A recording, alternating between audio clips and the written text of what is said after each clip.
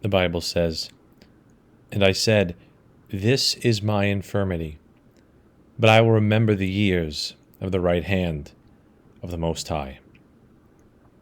Here in Psalm 77 is Asaph's bitter cry. He's caught in the throes of doubt. Have you ever been troubled by a time when you doubted God?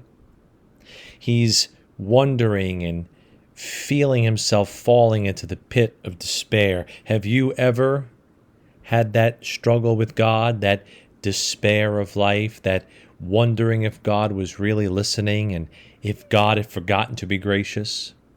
I'm sure Asaph is not the only one to experience these questions.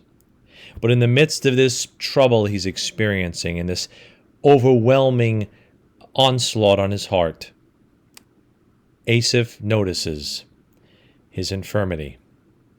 He realizes that it's the weakness of his flesh to doubt God.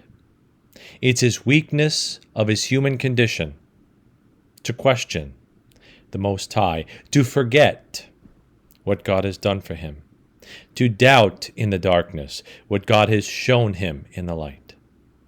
And dear Christian, when you go through these moments of heaviness and this spirit of heaviness comes upon you, it is your weakness of your flesh to not believe what you can't see. We're slave to our eyes.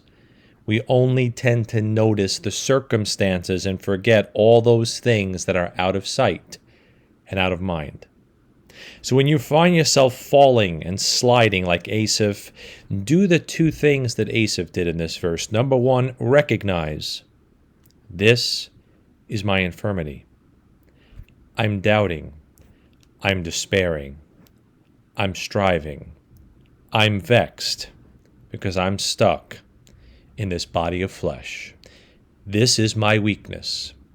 And number two, remember the years of the right hand of the Most High. Go back and remember all that God has done for you.